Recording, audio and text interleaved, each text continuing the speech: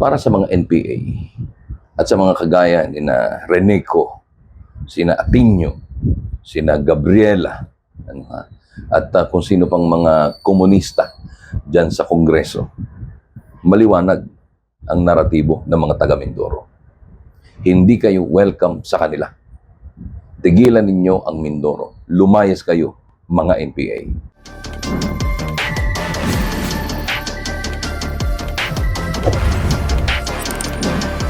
Dagundong, dagundong, dagundong, dagundong, dagundong. Nagpupugay pong muli ang inyong yayamanin sa Exeswabi Komentarista dito sa YouTube. Magandang araw, Ronnie Ramos po. At ay dadako na naman sa isa pang episode ng ating programa ngayon pong araw na ito. Mabigat, at talaga naman damang-dama ng mga taga Mindoro ang naratibo nitong mga kababayan nila dyan sa Occidental Mindoro.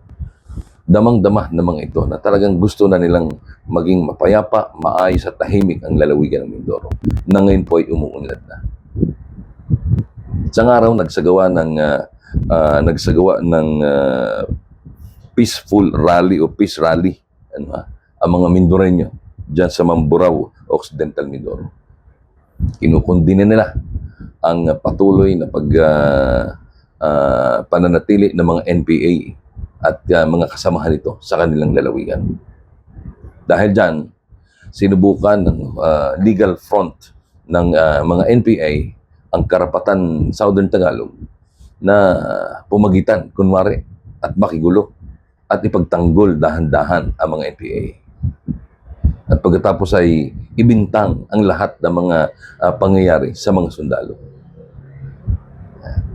Unfortunately, hindi sila nagtagumpay. Bakit?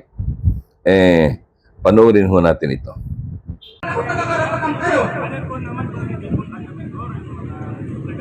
Wala talagang mga dahil dito. Wala tahimik. Walang kariyan. Mga kababayan, Kaya kung gusto ayaw na po ang umusga.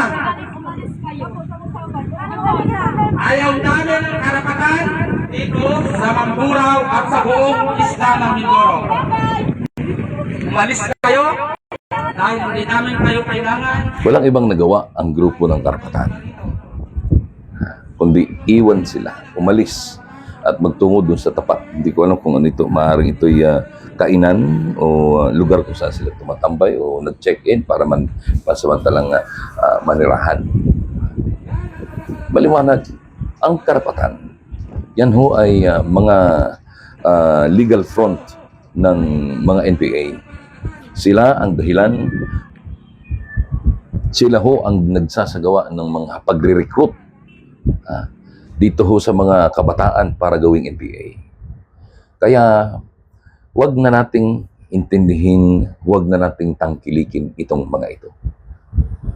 Para sa ikatatahimik ho natin lahat. Isa yan sa mga nagiging dahilan kung bakit mababa at mahina ang pasok ng mga investors dito sa atin sapagkat wala silang tiwala sa seguridad ng ating bansa. They do not feel secure. Siyempre, kailangan kasiguruhan. Kailangan peaceful ang pupuntahan. Gusto lang nila magnegosyo. Hindi sila pumapasok sa gera. Kaya, panahon na para wakasan yan. Lahat tayo, magsama-sama tayong isulong ang pagpapalayas dyan sa mga NPA na yan. Sapagkat sa mga NPA na yan, salot sa lipunan yan. Wala naman yung gagawin dito sa atin. Walang maitutulong ang mga yan. Sa tagal na nila na nakikipaglaban daw, ano bang nagawa nila? Sa loob ng mahigit 50 taon, anong nagawa nila? Wala. Hanggang sa yung kanilang Diyos na si Joe Masison, nagtago. Iniwanan na kanyang mga tao dito. Nagpapakasarap doon sa Netherlands hanggang sa namatay. Yung mga congressman na NBA, yung sina Reneco, yung sina Tinio, yung sina Sara Ilago. Di ba ga? Ang sarap ng buhay nila. Pero ang mga tao at ang mga kabataan kanilang nire-recruit, nandun, nilalamok, hindi makakain, hindi makatulog ng maayos sa kabundukan. Bakit? Sayang, di ba ga? Naturingan mo nag-aral sa malalaking paaralan kagaya ng PUP, UP, at iba pa, sa University of Santo Tomas, na puro nga mga matatalino, tanga naman, kaya-kayang utuin ng mga NPA. At pagkatapos, anong gagawin? Pag napalaban, napatay, kanino ibibintang? Sa mga sundalo? Ay tanga. Kaya kayo mga magulang, tignan ninyong maigi ang inyong mga anak. Pag-aralan ninyo kung paano magsasagot yan. Dahil ang isa sa mga pinupuntirya nitong mga NPA nito ay yung mga kabataan na may problema sa kanilang magulang. Unti-unti nilang lalasunin ang isip ng mga yan hanggang sa madala nila sa mga kabundukan. Kaya gayahin natin ito. Gayahin natin itong mga taga-Oriental Mindoro.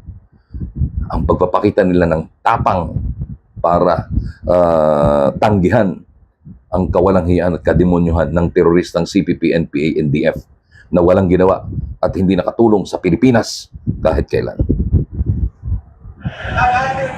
Mga kaibigan, ulit-ulit na natin sinasabi, ang karapatan ay karapatan lamang ng Communist Terrorist Group. Yan ang karapatan ng Southern Tanga.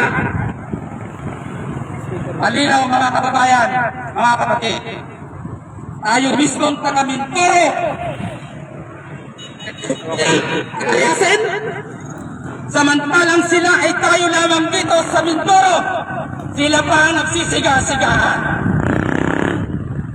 Ngayon, mga kaibigan, mga kapatid, alam na natin ang ugali ng mga Communist Party of the Philippines.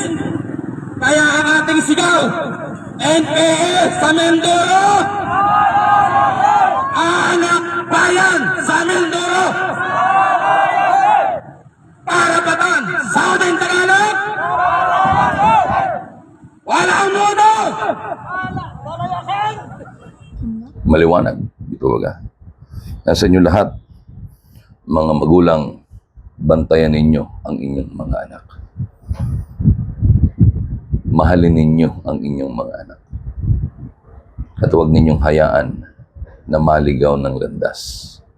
Dahil baka bukas makalawa, sila na ang ibababa sa kabundukan na may tama ng bala at wala ng buhay. Maraming salamat po sa inyong lahat, mga kaibigan. Sa ngalan po muli ng ating mga kasama sa Manteban na patuloy pong naghahatid sa atin ng mga impormasyong mapagkakatiwalaan. Ako pa rin po ang inyong lingkod, Ron Ramuso.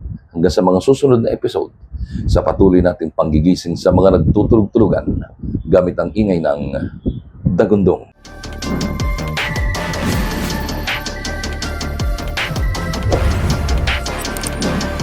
Dagundong, dagundong, dagundong, dagundong.